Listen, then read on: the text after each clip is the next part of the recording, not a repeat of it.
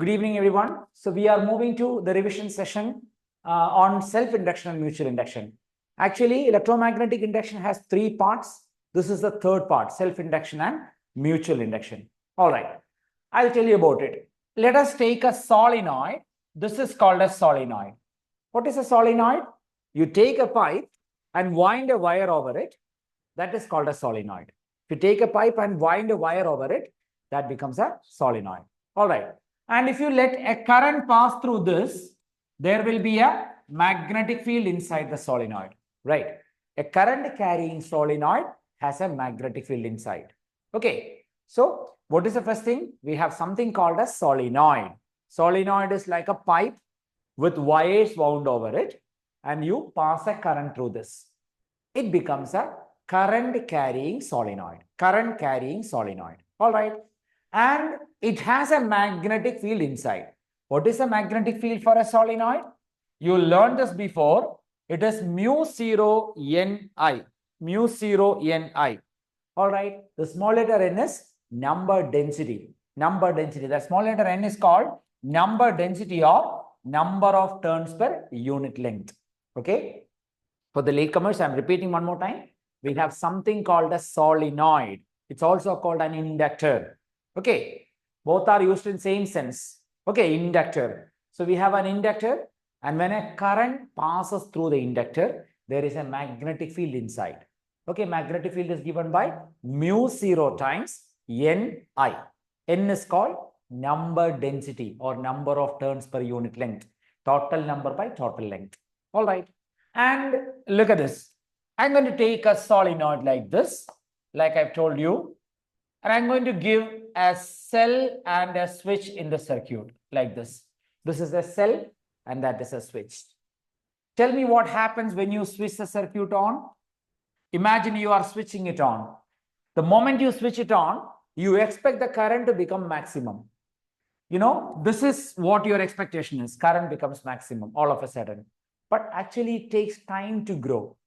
It actually grows over a time. Current increases, and becomes constant. All right. This is a DC voltage, right? DC cell, no? Cell means DC voltage. So you have given a constant voltage. So you expect that the current is also constant. But before that, there is a region where current is growing. That stage is called transient stage. Transient stage.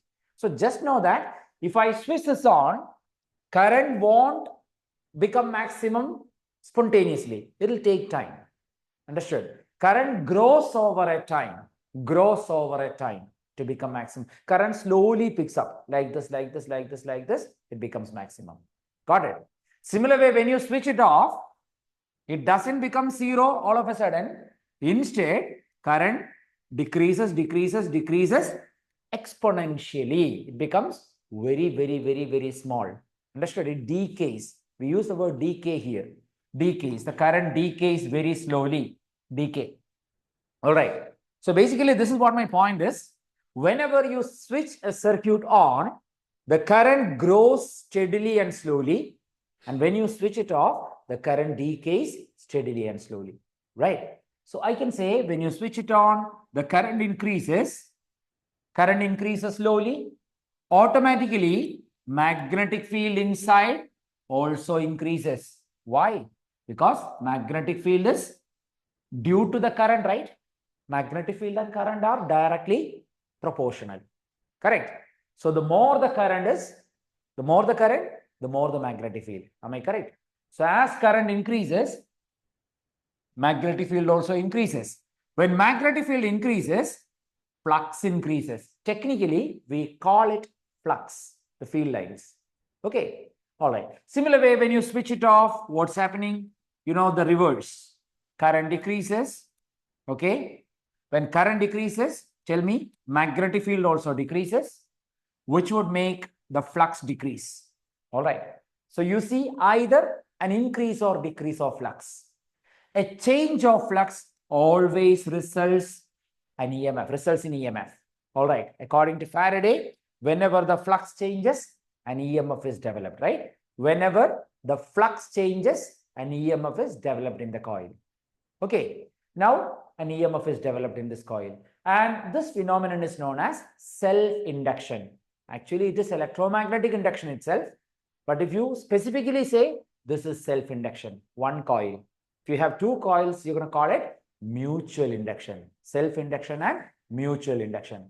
And I'll tell you something else now. What is the first thing you learn here? First thing is equation for flux is given by L into I. Flux is given by L into I. Because as you can see, flux and I are directly proportional to each other. Right? So flux is equal to a constant into I. This constant is called self-inductance of the solenoid, self-inductance of the inductor. And what is its unit? Its unit is Henry. Self-inductance is measured in Henry. We have another equation now. EMF was written as minus d phi by dt. In the beginning of the chapter, you learned Faraday's law of electromagnetic induction. Okay, we will revise that later. EMF is written as negative d phi by dt, rate of change of flux, negative rate of change of flux. Correct. So that is equal to minus d by dt of, can you tell me what this yellow circle is? Look at that yellow circle I can substitute, right? Flux. Flux is L into I. So what am I getting now? I can get the constant outside. I'm getting E is equal to minus L into di by dt. E is equal to minus L into di by dt. So that's going to be my second equation now. So I'm going to put my equations in boxes, the equations needed for numericals. The first equation is phi is equal to Li. Second equation is E is equal to minus L into di by dt. And here comes the third thing.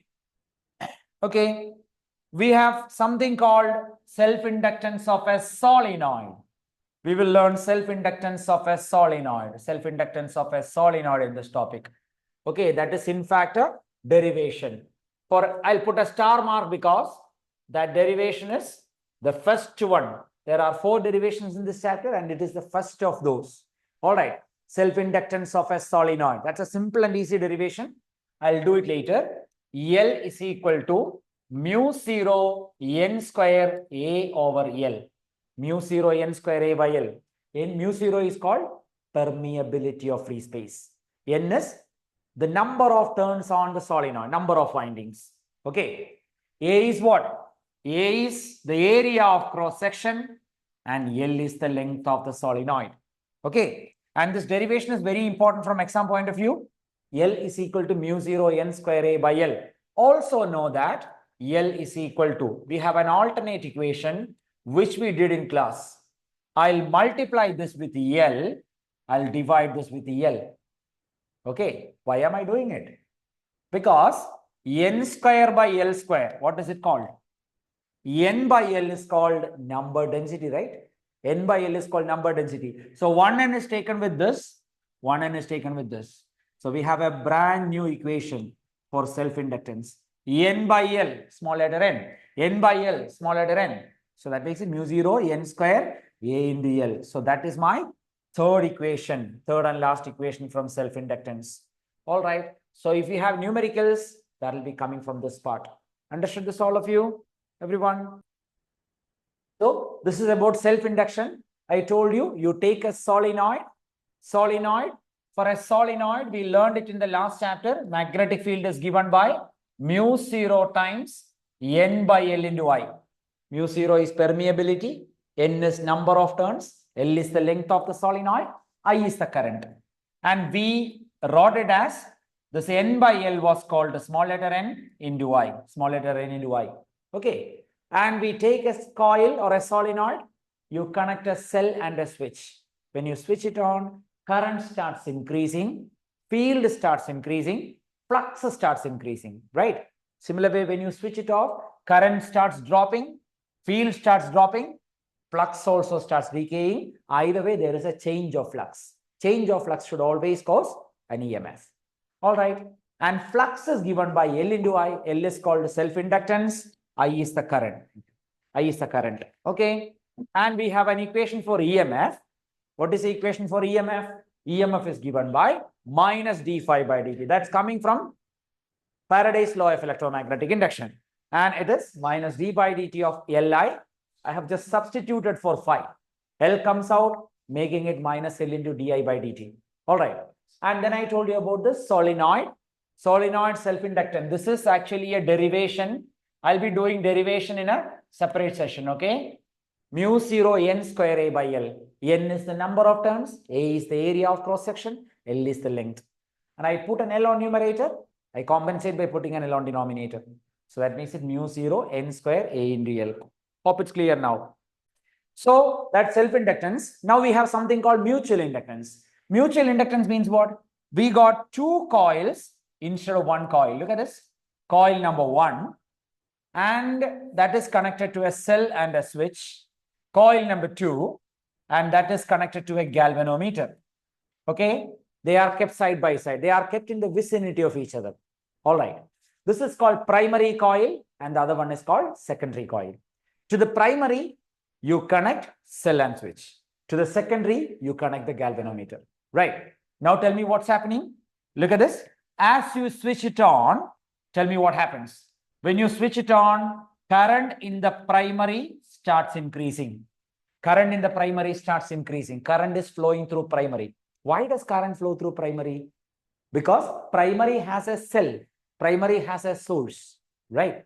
So current is flowing through the primary. Current in the primary increases means field in the primary increases. Look at that. There is field here, no? Field in the primary increases. And field in the primary increases means flux in the primary increases. Flux of the primary is shared to the secondary, right? Few of the flux lines are shared by the secondary. So I can say secondary flux also increases. So see the sequence? When you switch it on, current in primary increases, field in primary increases, flux in primary increases, flux in secondary increases. Similar way, when you switch it off, what's happening when you switch it off? Just the opposite. Current in primary decreases. Yes. Field in primary starts decaying. Flux in primary starts decaying. Flux in secondary also would decay. Understood? So you can see that there is flux change. Secondary flux is changing, right? Either increasing or decreasing, right? Whenever the flux changes, an EMF should be developed. That EMF is called mutually induced EMF. The phenomenon is called mutual induction. So what is mutual induction? The generation of an EMF by way of change of flux in a nearby coil. The generation of EMF in secondary coil by way of change of flux in primary coil. Got it? Then we can write the equations. Phi S is equal to MIP. Look at that. We wrote phi is equal to Li there, no? Phi is equal to Li. L was called self-inductance. For one coil, we call it self-inductance. A resistor has a resistance. A capacitor always has a capacitance. A coil always has a self-inductance. Two coils always will have mutual inductance. Unit of mutual inductance, similar to self-inductance, it is Henry. All right. And how do we write the equation for EMF? Minus d phi by dt, thanks to Faraday's law. All right. If I take EMF in secondary, minus d phi s by dt. Don't write now, I'll give you time. Minus d by dt of, tell me the replacement for this green circle. I can put it here, right? Phi s I can put here. That is MIP. Tell me what I'm going to get now. That minus M comes outside into dip divided by dt. This is equation for EMF in the secondary. So I got my equations now. This is my equation number 1. All right. And that is my equation number 2. EMF in the secondary is minus M into dip by dt. All right. This is called mutual inductance or coefficient of mutual induction. M is called mutual inductance or coefficient of mutual induction. While teaching this, I had told you something that is very important. Look at this. You know, if I have two coils wound coaxially, this is called coaxial winding. Right. You take a cord, wind the primary, over which you wind the secondary. Why do you wind them coaxially? Coaxially, so that the flux transfer is maximum, 100%. Got it? So you would say that K is equal to 1 here. K is something called couple. it's theoretically possible, practically it is impossible. Coefficient of coupling, it is called coefficient of coupling. Coefficient of coupling is deleted from syllabus, but just know that there is a number called coefficient of coupling. K is equal to 1 means it is called tight coupling. Tight coupling means what? They are tightly coupled. Entire flux of primary is linked with secondary. Now let us have another configuration where we wind them side by side. What happens here? Not all, but few of the primary lines would pass through secondary. Okay. They are coupled, but not as much as in the first case. Got it? See, in the first case, that is perfect coupling, no? Entire flux of primary would be transferred to secondary. 100% flux transfer. That is why K is equal to 1. But here, few of the field lines would pass, making 0 less than K less than 1. What does it mean? K value is in between 0 and 1. K value is in between 0 and 1. 0 0.4, 0 0.5, 0 0.9, but not 1. Got it? Okay. And the third one, there is something called loose coupling. Loose coupling. Loose coupling. For which K value is equal to 0. Loose coupling, K value is equal to 0. What is it? Look at that. The coils are wound perpendicularly. Here, flux is on x-axis. Secondary is on y-axis. Flux in x-axis has got nothing to do with secondary flux in y-axis or coil in y-axis. So, in that case, coupling is 0. No, even then, its coupling is 0. All right, I'll show you now. So, mutual inductance here is CM1, here is CM2, here is CM3. The question was, previous board question was, to arrange them in the descending order of mutual inductance. Who is the greatest of all? This is M1. M1 has the most coupling, right? Highest coupling. Then comes M2, little less. Then M3 is the least. M1 less than M1 greater than M2 greater than M3. Mutual inductance is highest in the first case. Second one, little less. Third one, the least. And we also know one thing, mutual inductance depends on what? Depends on relative positioning, relative orientation of coils. This is a repeated board examination question. Relative orientation of coils. Mutual inductance depends on relative orientation of coils. Look at that.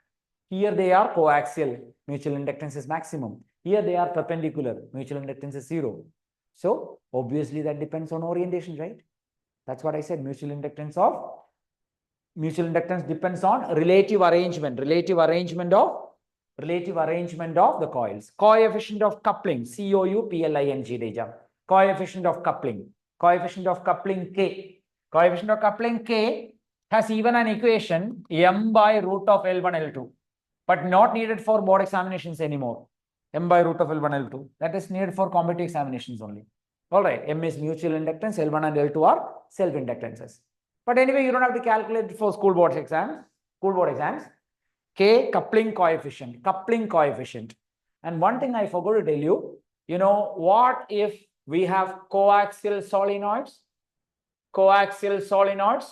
That is a second derivation which I'll be doing. Coaxial solenoid, mutual inductance is given by mu 0 ns NP A by L. Mu 0 ns NP A by L. That is the third equation we have in this topic. Now we can straight away go to the questions. Mutual inductance is given by, what is the equation for mutual inductance? Do you remember the self-inductance of solenoid? L is equal to, say it please, mu 0 n square A by L. Mu 0 n square A by L. So that n square becomes ns into np. Look at that. ns into np. Number of turns in secondary into number of turns in primary. In the reader, they have taken n1 and n2. All right, both are the same. ns and np, secondary turns and primary turns. Got this, all of you? Right heading mutual inductance. All of you understood this? So let's go on now. Take the paper. Can you please take the paper? Before that, I'll show you something. That mutual inductance thing, you have already seen that in a video, right? Mutual induction, but I'll just show you. Look at this. This is what it is. See this? We have like a radio. To the primary, this is primary coil. To the primary coil, you connect the radio, which is input device. And to the secondary coil, you connect the speaker, output. Okay. So basically, sound travels through air. Understood? It's what? It's mutual induction. This is nothing but mutual induction in action. Got it? So when music is played in the primary, there will be a flux variation in primary. There will be a corresponding flux variation in secondary, which will reproduce the sound there. Got it? Coils are parallel, flux transfer is maximum. Perpendicular, no flux transfer. See this face?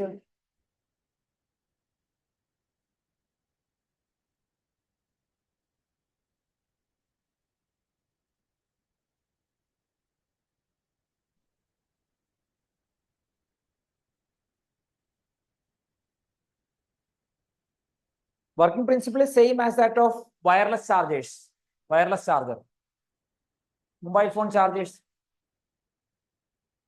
As I come closer, more sound. Why? Because more coupling, more flux transfer.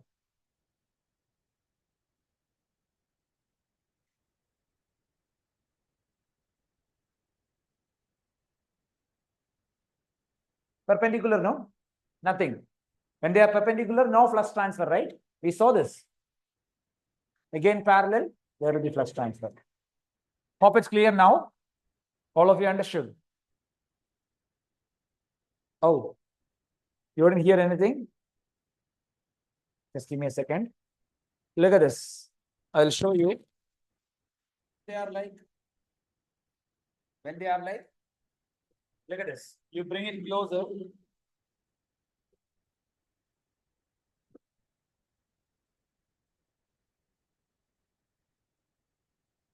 Now.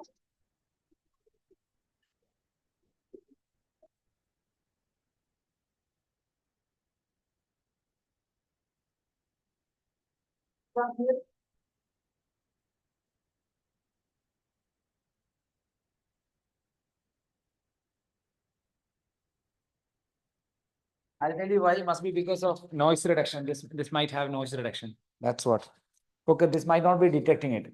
But anyway, what happens is when you bring them closer, you can hear more sound. But when they are parallel, there is no sound. All right. Yeah. No flux transfer at all. Okay. Because my mic is having noise reduction. That's what. Okay. So it is actually read as noise. That's why you don't hear anything. All right. I'll send the recording if you want. No problem. So let us go to the paper now. Take the paper, all of you. Question number 1. Read question number 1.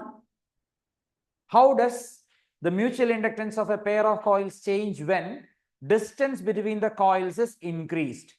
What happens when distance is increased? Just now I told you. The flux transfer is less. Correct? Less coupling, right? When the coils are far away, there will be less flux transfer because secondary has to be situated inside primary's field.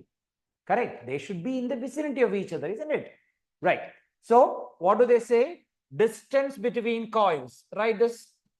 Distance between coils increases. What happens?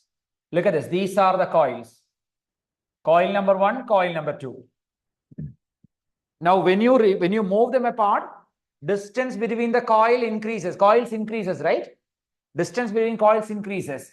Tell me what? Less flux transfer. Am I correct? Am I correct? Less flux transfer. They are less coupled now. Less coupled now, right? Distance between the coils increases. Previous board question. Less flux transfer means less mutual inductance.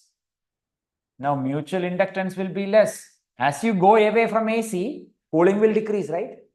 Imagine you are going close to the AC, cooling will increase. When you go away, the influence will decrease. That's it. As simple as that. All of you got it?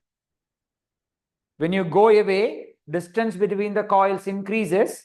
Flux transfer is less, which means mutual inductance is less. Number 2, second part of the question. Second part of that is first part. They are saying about number of turns increasing. Tell me, write down the equation for mu m. What is m? Mu 0, mu s, ns, np, a into L. Correct, a by L. So, what do you think about m? M is proportional to ns. Directly proportional, right? M is also directly proportional to NP. Correct. M is proportional to NS, M is proportional to NP, right? So tell me what happens. They are saying about number of turns increases. Number of turns increases means what? M also increases. Because there was a question once, suggest a method for increasing mutual inductance. Bring the coils closer, method number 1. Bring the coils closer. There will be more flux transfer, right? Number 2, wind more a number of turns. Got it? Okay, there are other methods as well. We'll come back to that. All of you got it? Anyone wants repetition of this? Question number 1, distance between coils increases. See, first part is what? They are saying about distance between coils increasing. Distance between coils increasing means they are now less coupled. Less coupled means less mutual inductance. Second part is about mutual inductance with number of turns. What is the equation for mutual inductance? Mu 0 NS NP A by L. Correct. Look at this proportionality. MS, look at that. MS directly proportional to NS. MS directly proportional to NP. Which means when number of turns increases, mutual inductance also increases. So that is one of the methods for increasing mutual inductance. Wind more wires. All right. Another method is bring the coils closer. Another method is introduce a core inside, iron core. I'll tell you about it. Is that clear now? I have a question here. Which area will be taken? This is a solenoid, coaxial solenoid, inside another solenoid. So which area will be taken? Always take the smaller area because smaller area is common to both. Smaller area should be taken. Smaller area alone will be given in questions. Okay. Unless it is a competitive examination. All right. Smaller area alone will be given. Take the smaller area. That's it. Okay. Now moving to question number 2. A plot of magnetic flux versus current is shown in the figure. Which of the two has larger value of self-inductance? Right? Draw the graph. Now before I do that, let me do this. Don't do it now. Don't do it now. Look at this. They are drawing pi against I graph. Tell me what is the proportionality?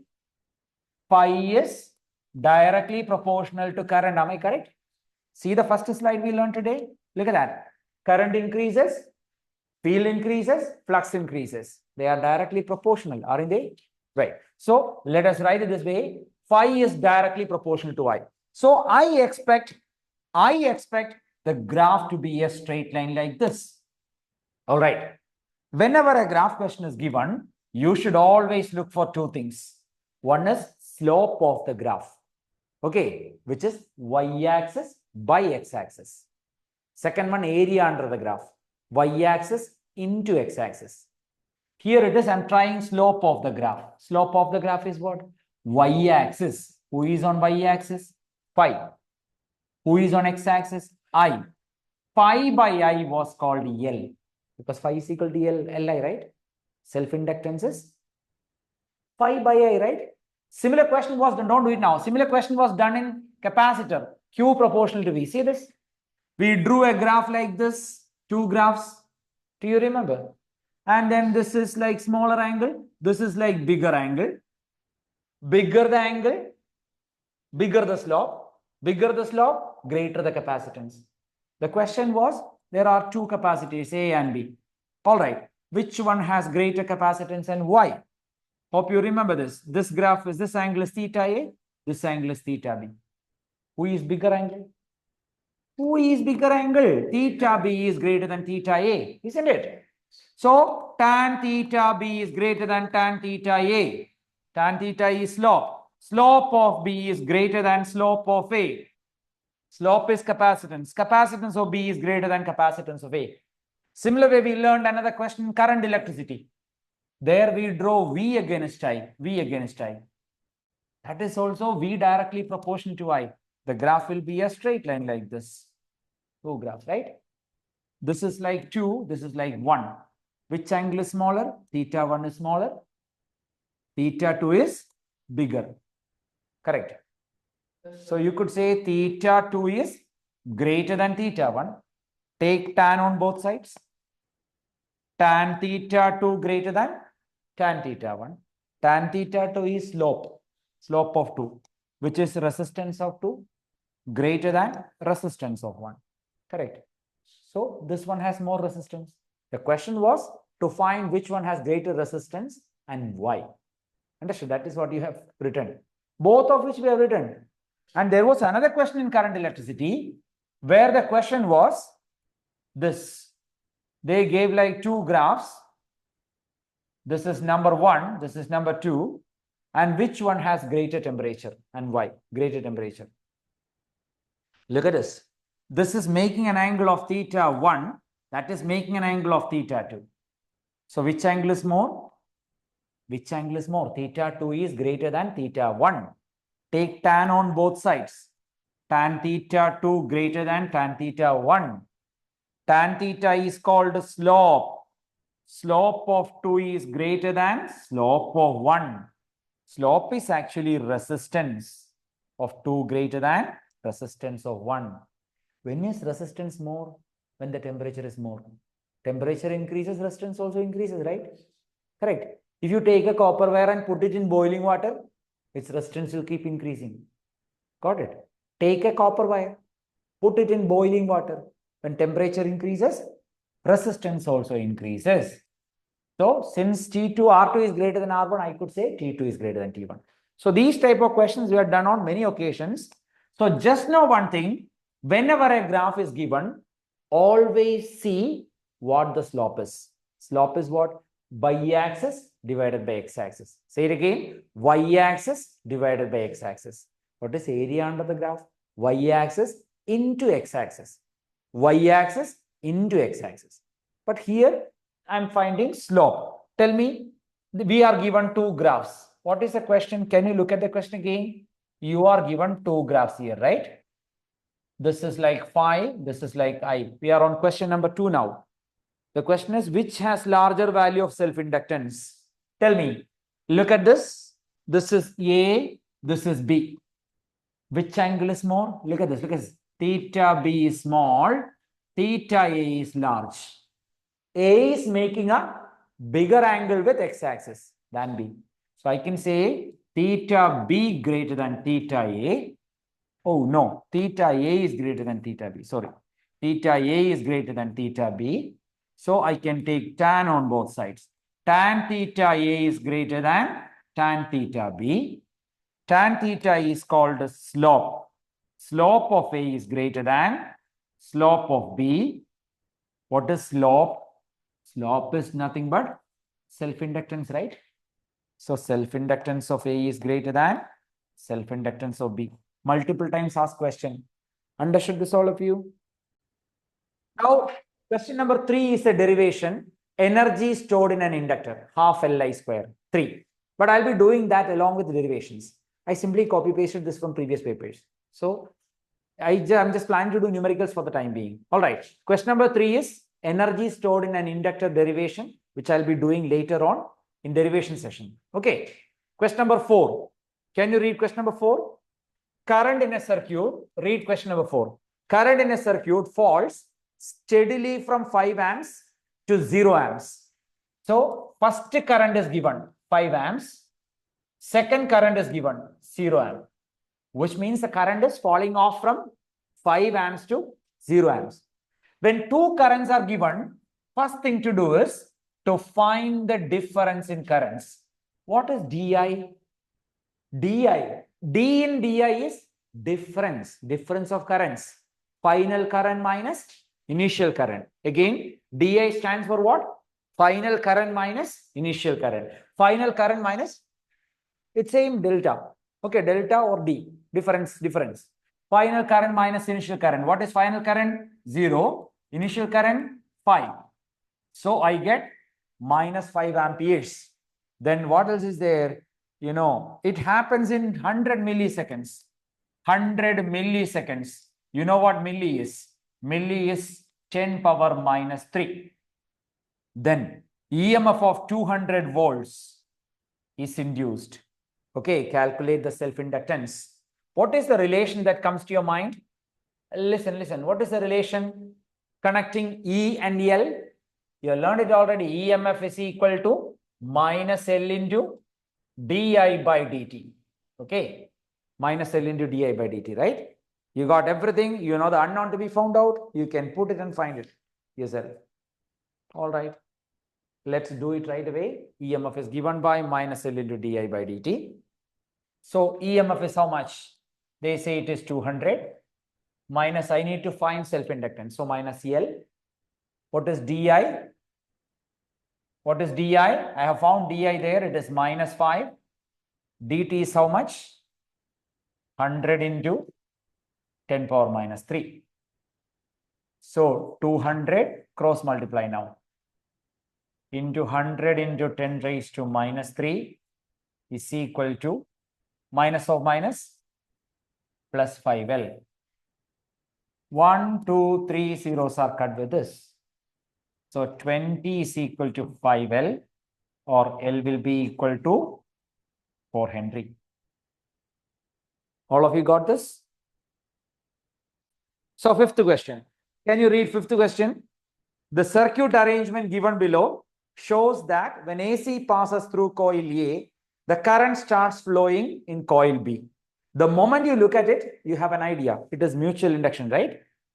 Correct. Two coils, when you see two coils, it's nothing but mutual induction. State the underlying principle involved. It's mutual induction.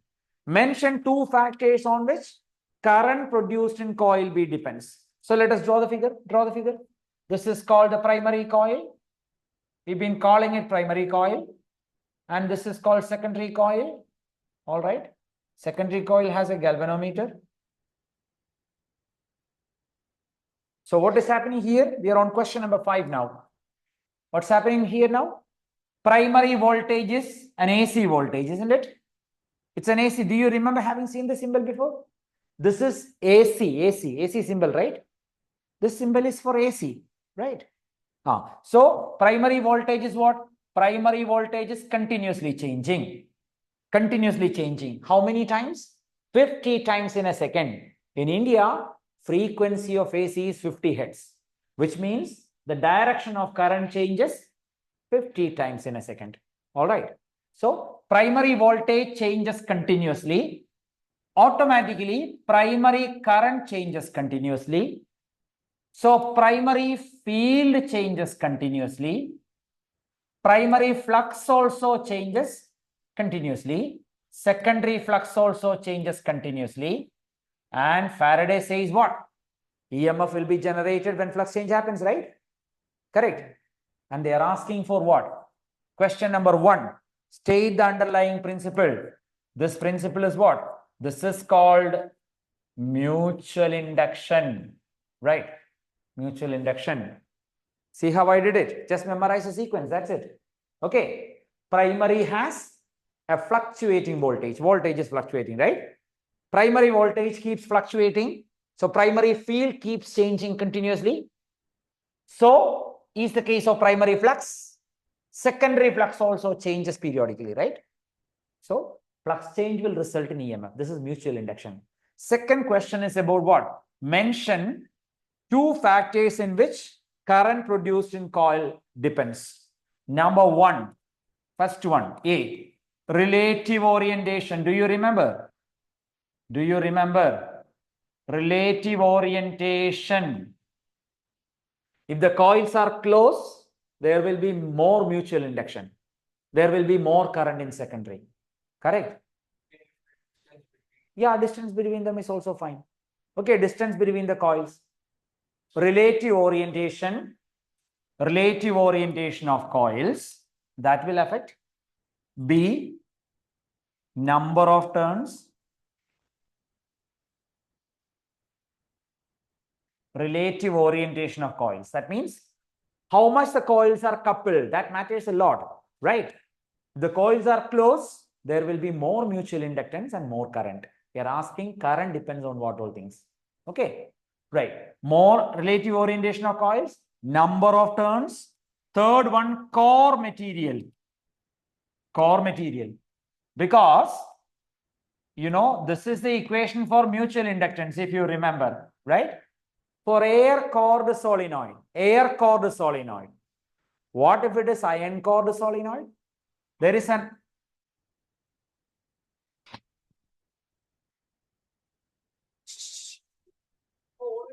please, clear out. Everyone, get out, please. Get out of here, please. You have to stay either outside or in class. Okay. There are so many classes going on here. What is this? I've told you so many times.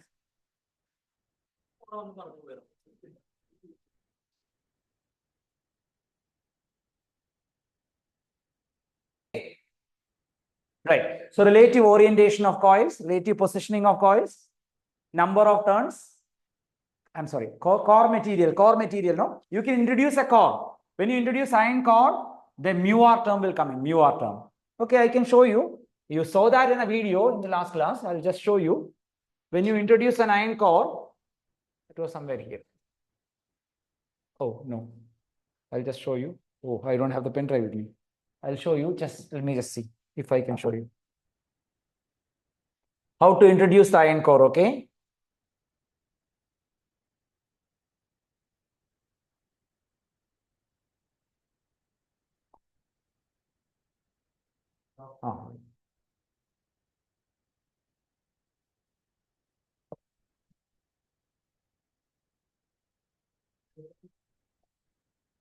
Look at this. You saw this, I hope. Now, originally, this is a solenoid with air core inside, no? It's vacuum inside.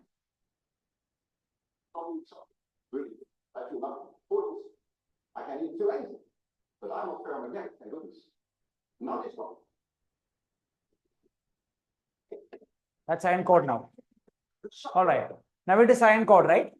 Originally, it was air core solenoid. You can make it iron core just by inserting a core inside, right?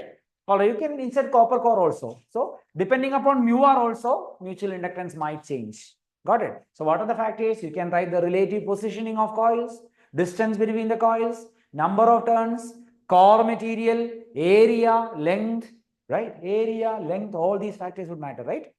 Correct. But they have asked for two. You can write any two. Understood this, all of you, everyone? One more question, we'll take break. Flux?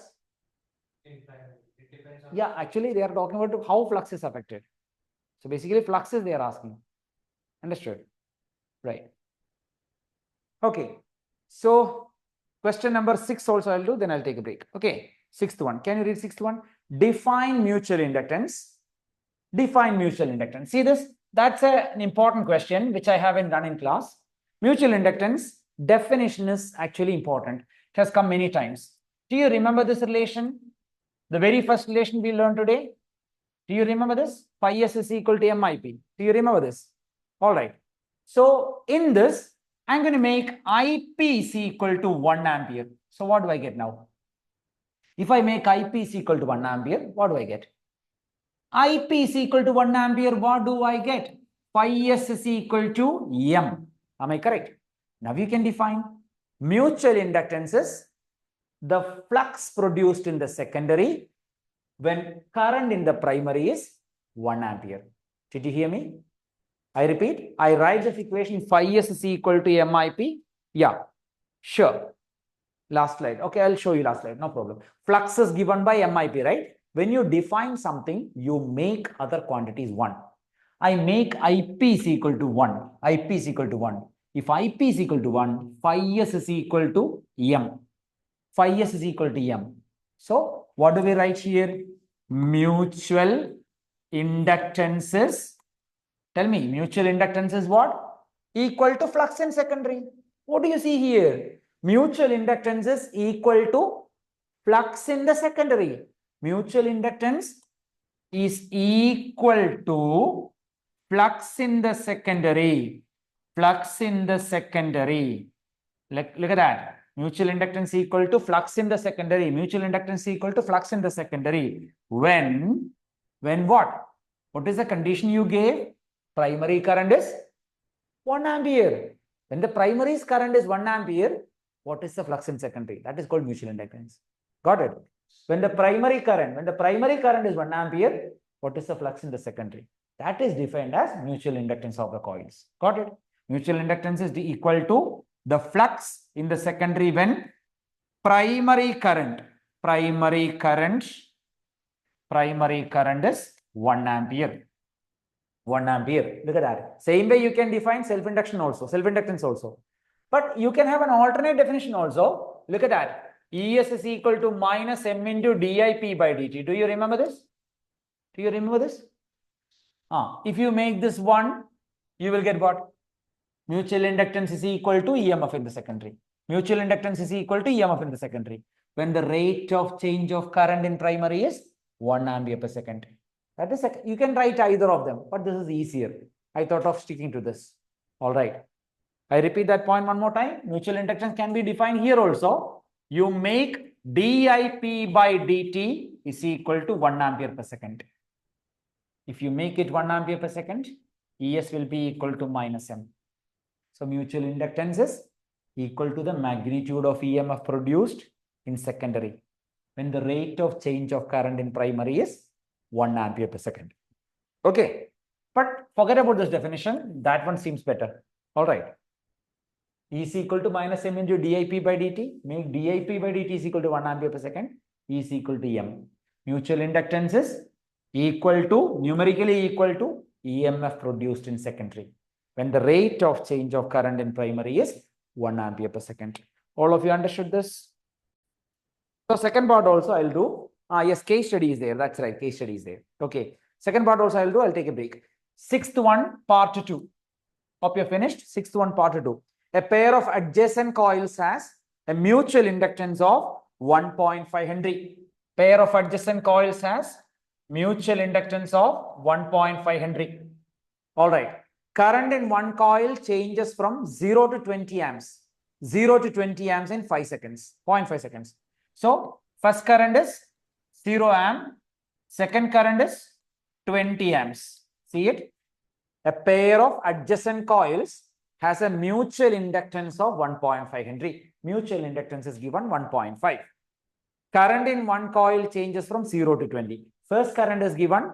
Second current is given. If initial and final currents are given, you can easily find out change in current. I2 minus I1. Final current is 20. Initial current is 0. That is 20 amps. Okay. And what is the time? What is the time? It's 0.5 second. 0.5 second. What is the change of flux linkage with other coil? Change of flux. Underline that part. They are asking for what? Change of flux, right? Correct. It's about mutual induction. So I use my equation for mutual induction. What is my equation for mutual induction? What is my equation for mutual induction? ES is equal to, tell me what? ES is equal to minus M into di by dt. ES is equal to minus M into di by dt, dIP by dt, right? They are asking for change in flux. How can I introduce change in flux? Do you remember what EMF is? EMF is minus d phi by dt, right? Thanks to Lenz's law, it is minus d phi by dt. Am I correct? EMF is minus d phi by dt. It's equal to minus M into di by dt. Now get those t's cut. Even though question looks very simple, it's very complicated in fact. Minus and minus cut. So d phi is equal to, you won't get it on a first look, I'm sure. MDI. M is how much? 1.5. Di is how much? 20. So that makes it 30 Weber. Weber is the unit of flux. Yeah, Lenz's law. We are using Lenz's law. Yeah, that's right. That's right. You can substitute as d phi by dt. So look at, first of all, I'm writing EMF equation because all those terms are given. M, di, dt. So I'm damn sure that EMF equation is involved. E is equal to minus M into di by dt. EMF is equal to minus M into dIP by dt. What is EMF? EMF can be written as minus d phi by dt, right? Why should I write it this way? Because my intention is to get d phi, change in flux, change in flux. Underline the question, change in flux is the question, right? So minus and minus are cut, dt cut, d phi is equal to mdi. M is given, di is also given. You can substitute and find out it's 30. Got it, all of you? All right, so we will move to question number 7. Yeah, sure. 7. Define self-inductance. Write its SI unit. 7th one. All right. Define self-inductance. Write its SI unit. Now, how do you write self-inductance? You can define the same way. Write it. Phi is equal to Li, right? How do you define now? Put I is equal to 1 ampere. I is equal to 1 ampere. Just the way you did before. We did it for mutual inductance, right? So you can define self-inductance now. Define self-inductance. Put I is equal to 1 ampere. So phi will be equal to L into 1. So phi is equal to L. Correct. So you are defining the same way. Self-inductance. All of you hear me? Very few have responded. Phi is equal to Li. I'm supposed to define self-inductance. Phi is equal to L into I is 1 ampere. Right? So I can say self-inductance is what? Is equal to flux, right? Self-inductance is equal to flux, right? Self-inductance is equal to flux generated. Self-inductance is equal to flux generated in the coil. Self-inductance is equal, look at the equation and tell me. Self-inductance is equal to the flux generated in the coil when 1 ampere, right? 1 ampere current. When 1 ampere current flows through it.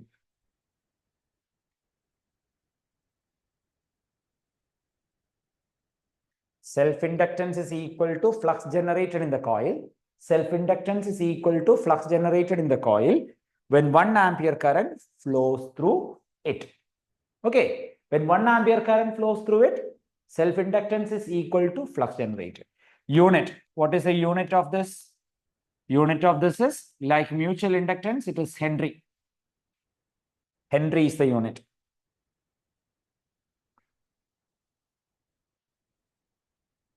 Second part we have to do. Hope you finished writing this.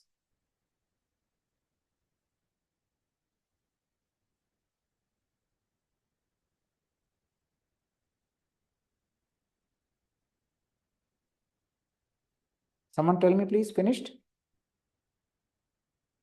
Okay, right. Thank you. Right. Moving to part B. Part 2. Can you read it?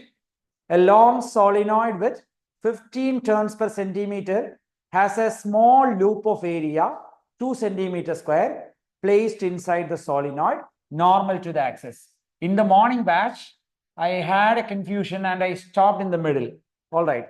Because I didn't read the question completely that time, because I thought it is coaxial solenoids, but it is like a coil is kept inside. Draw the figure. A coil, only a coil. It is not a solenoid. It's only a coil. Can you read the question again? Draw the figure. I'll tell you. I'll explain it. Draw the figure. Previous slide. No problem.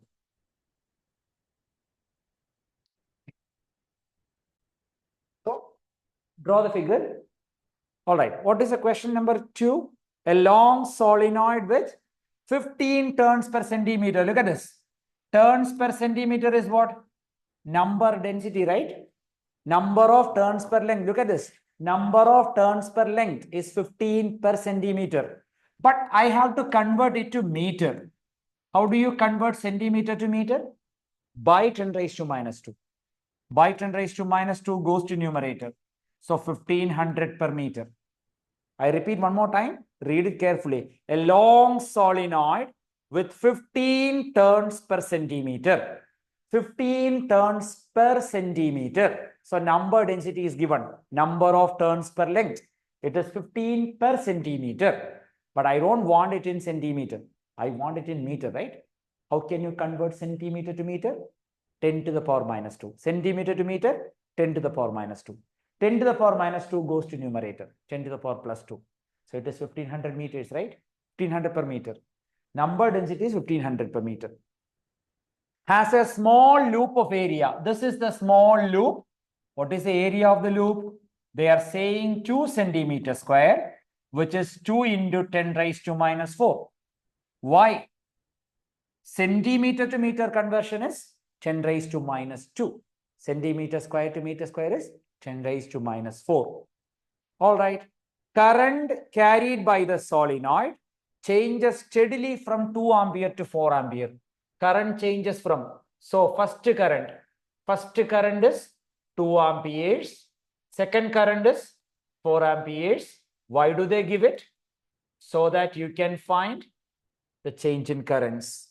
It is like 4 minus 2, that is like 2 amperes.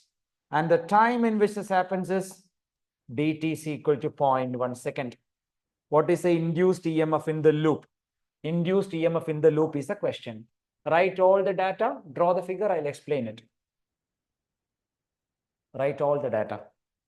In the morning batch, I took it as a coaxial solenoid. I didn't read the question fully. So that was the problem. For coaxial solenoid, we can do this question. All right. It is like a coil in the middle. Coil in the middle. I'll tell you how to do it now. Only one turn is there. All right. Only one turn is there. Did you understand until here? Somebody please tell me. Number density, number of turns per length. Number of turns per length. Number density is given as 15 per centimeter. That means in 1 centimeter, how many turns are there? 15. Okay. So centimeter will be converted to meter. How? 10 raised to minus 2 on denominator. That will be taken to numerator, 10 raised to plus 2. So 1500 turns are there per meter. Then area is 2 centimeters square, the shaded area of the coil. 2 into 10 raised to minus 4, centimeter square to meter square conversion.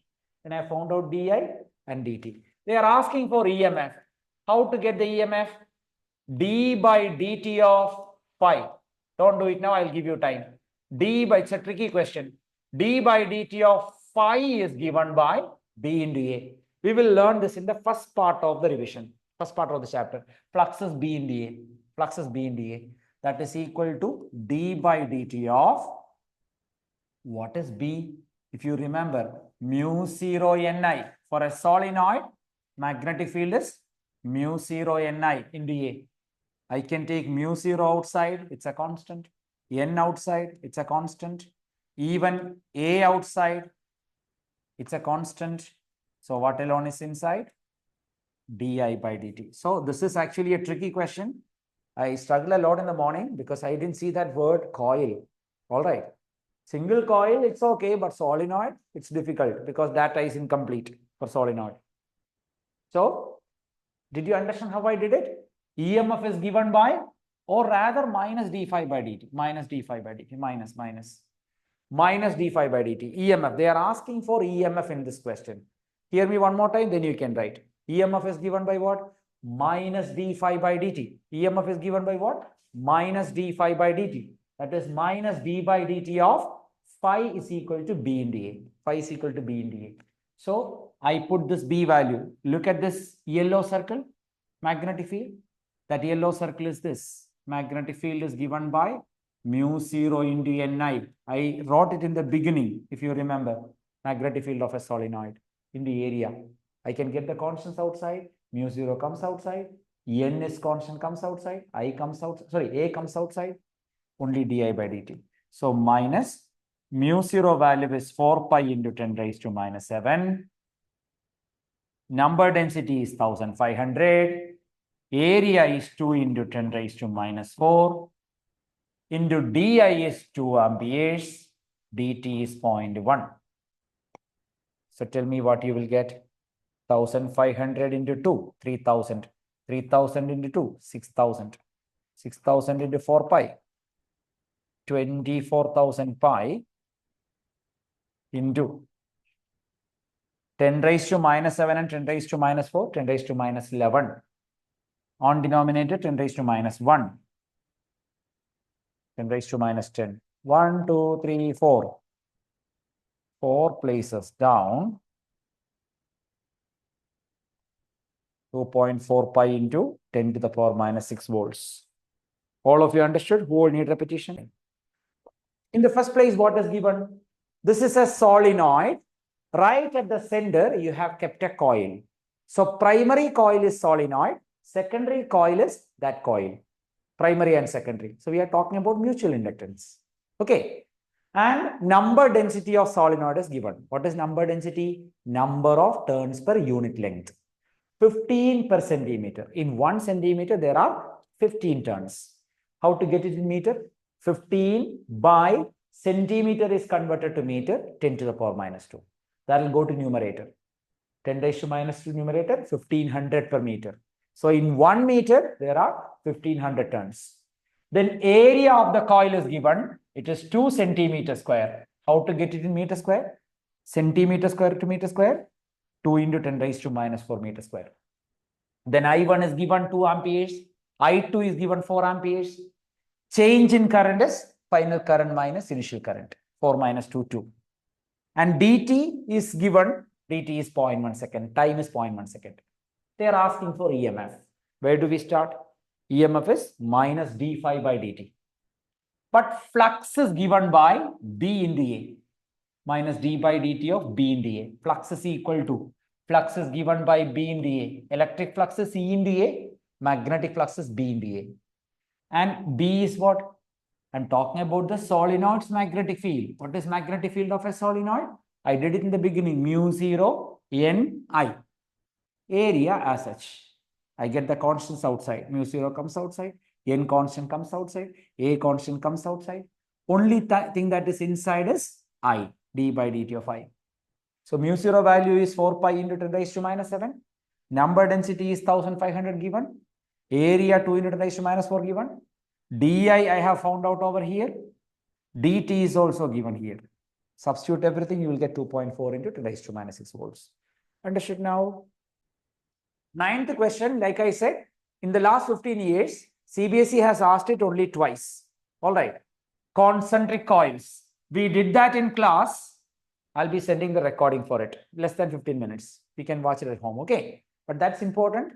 You can't skip it because in school they'll ask for sure. Mutual inductance of pair of coaxial solenoids is there in syllabus, but coils is not there in syllabus anymore. But still we can't take chances. All right. So let's do question number 8 and 10. That's the end of it. 8th one. That's an important one. Mark it as important. The currents flowing in two coils of self-inductance 16 millihenry, 16 millihenry and 12 millihenry. There are two self-inductances are increasing at the same rate. Underline that sentence. What do you understand from that sentence? The currents are increasing at the same rate, which means what? The rate of change of current is same in both coils. di1 by dt is equal to di2 by dt. Can you read it again? Can you read it again? Look at the question again one more time. What is given? The currents flowing in two coils. The currents flowing in two coils are increasing at the same rate. Underline it.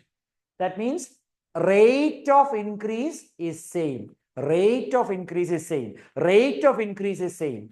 So d by dt of I1 is same as d by dt of I2. That is given. What else is given? Power supplied are equal. Power supplied P1 is equal to P2. These things are given. So two things are given. First one, rate of change of current in the first coil is same as rate of change of current in the second coil. di1 by dt is equal to di2 by dt. Second, power is the same for coils. What is question? Number 1, ratio of induced voltages. Let me do this. Don't do it now. Induced voltage. What is the equation for induced voltage? Minus L into di by dt. Why do I take this equation? Because L's are involved, right? L's are involved, right? Self-inductance. So I can take the ratio E1 by E2. That's what they are asking. Minus L1 into, tell me, di1 by dt by minus L2 into di2 by dt. Now look at this. I can get the common terms cut. Minus and minus cut. di1 by dt, di2 by dt cut. Why do they cut? Because they are the same. Why are they same? Given. So finally I have the ratio. E1 by E2 ratio will be L1 by L2. L1 is 16 millihenry. L2 is 12. Cut with 4. 4 by 3 will be the answer for part 1. All of you understood? Who will need repetition? So, what is given? Self-inductance of first coil is given as 16. Self-inductance of second coil is given as 12. They say what? Currents are increasing at the same rate. Currents are increasing at the same rate. Rate of increase of current, di1 by dt is same as di2 by dt. d by dt of current is same in both cases. d by dt of I1 is equal to d by dt of I2. Also, they say powers are same. P1 is equal to P2. They are asking for ratio of EMFs. How to get the ratio of EMFs? Ratio of EMFs is given by, EMF is given by minus L into di by dt. So, EMF of first one is minus L1 into di1 by dt. EMF of second one is minus L2 into di2 by dt. Minus minus cut. di1 by dt, di2 by dt cut. Why do these cut? di1 by dt and di2 by dt, they are getting cancelled by? Because they are equal, given that they are equal. If they are equal, they get cut. L1 by L2 is 16 by 12, 4 by 3. Is it clear now? All right, moving to the second part, the currents. I have to see the currents. Okay, but given that power is same for both, right? Power is same for both, right? P1 is equal to P2. What is the equation for power? Voltage into current. Where do we get it from? Class 10. Do you remember this relation for power? Voltage into current, or V square by R, or I square into R? That's called Joule's law of heating. So basically power, this is given. Power is same, given, right? So E1 I1 is equal to E2 I2. They are asking you to find the ratio of currents, I1 by I2. It is what? E2 by E1. What is E1 by E2 here? Look at this, E1 by E2. Look at me, look at me, look at me. E1 by E2 is 4 by 3. So E2 by E1 will be 3 by 4. So currents ratio is 3 by 4. All of you got it? So this is what? Powers are equal. Given that powers are equal, E1 I1 is equal to E2 I2. What I want is the ratio of I1 to I2. That will be E2 by E1. What is E2 by E1? E1 by E2 is 4 by 3. So E2 by E1 is 3 by 4. Now the last one is, third part is asking you to refine the ratio of energies. Ratio of energies. That's an easy one. It's, in fact, this is a complicated question. It's an advanced level question. U is equal to half Li square. I'll do the derivation later. Energy. Energy of first one is half into, yes, very good. U1 by U2, energy ratio.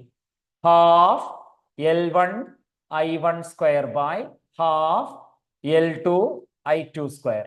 Energy ratio is the next question. Half and half are cut. Okay. L1 by L2. L1 is how much? 16. L2 is how much? 12. It's all right. It's all right.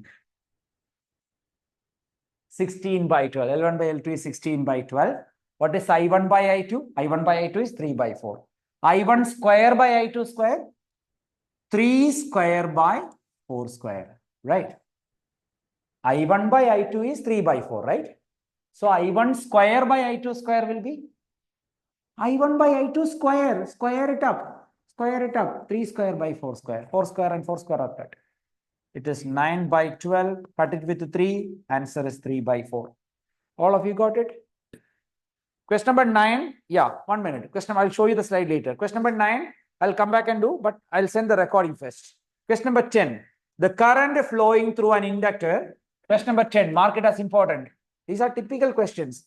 Current flowing through an inductor of self-inductance, L is continuously increasing. Plot the graph showing variation of flux versus current. First part, flux versus current. How do you draw the graph? Flux is equal to Li, right? Flux is equal to Li, right? So what is the proportionality? What is the proportionality? Phi is, tell me, phi is directly proportional to current. We even did one numerical. The second numerical of the paper, right? What sort of a graph do you expect? The graph is a straight line. The graph is a straight line. Why? Because look at this. I said phi is directly proportional to I. Phi is directly proportional to I, or phi, and I have directly proportional means the graph is always a straight line. They are asking for graph of flux first. Okay. All of you got it? Magnetic flux versus current. This is a typical one repeated so many times. Flux is directly proportional to I, or flux is equal to a constant into I, L into I.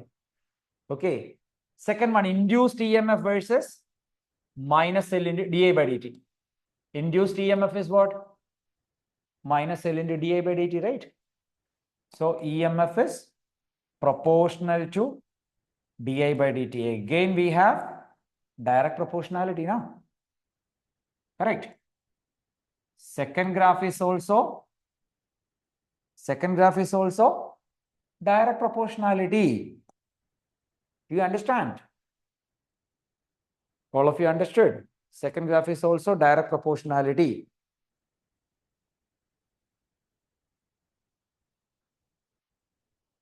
Yeah, that's what I was about to tell you, Aman.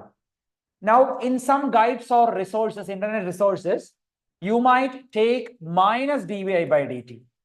Then the difference is graph will be having negative slope. But both are correct. You can use either of them. Got it? Here I drew modulus. Here I took modulus. Did you notice that? Here I took modulus. I didn't take the sign, right?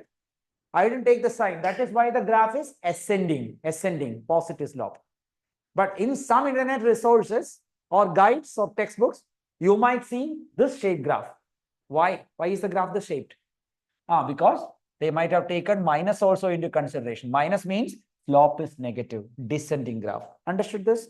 Both the graphs are okay. Clear?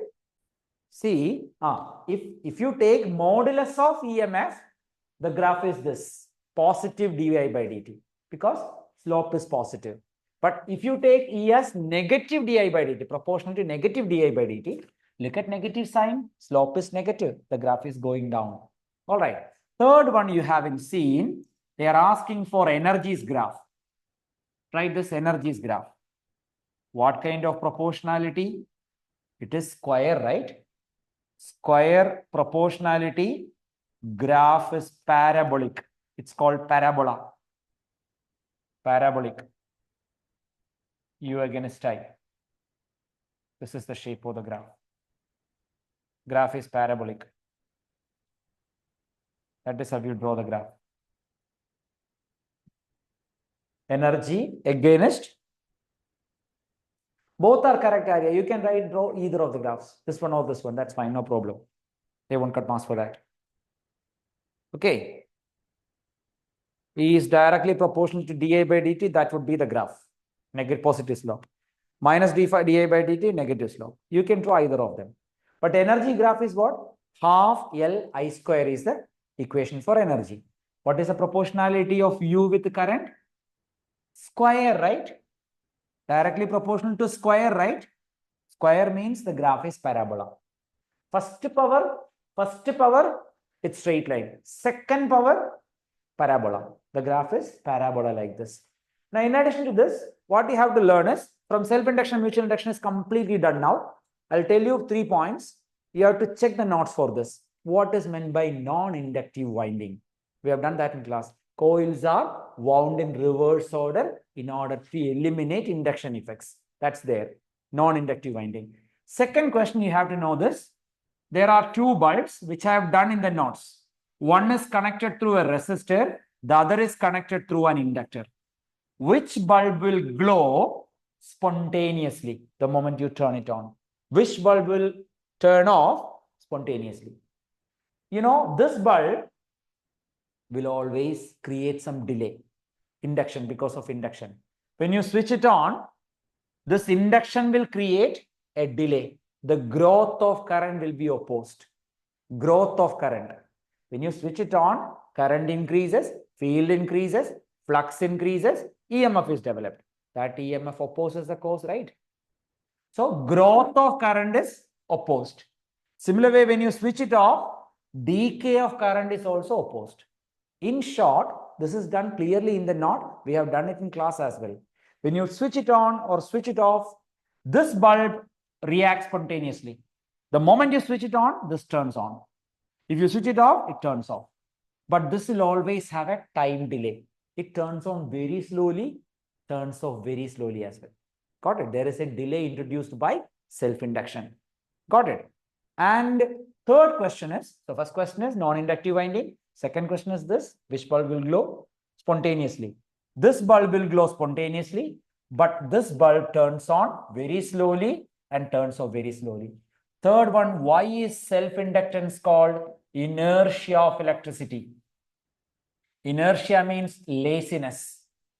When I say I have inertia, that means I have laziness. I'm comfortable with this job. I don't want to change my job. Okay. So when there is growth of current, it is lazy to grow. When there is decay of current, it is lazy to decay. So growth of current is opposed, decay of current is opposed. Who opposes? Inductor opposes. That is why self-inductance is called inertia of electricity. Got it? That's again an important board question. Why is self-inductance called inertia of electricity? It is there in the notes. Why is self-inductance called inertia of electricity? Because whenever there is a growth of current, that will be opposed. Whenever there is a decay of current, that also will be opposed. Okay. When the current tries to grow, somebody opposes it. Who opposes? Induction opposes. When current decays, somebody opposes it as well. Who opposes? Induction opposes. So this induction, what is the role of that inductor? Just to oppose everything. Just to oppose everything. Understood? When there is growth of current, that is opposed. When there is decay of current, that is opposed. Because it doesn't want to change. It doesn't want to change. It wants to stay in the current status. Got it? So induction always opposes any change.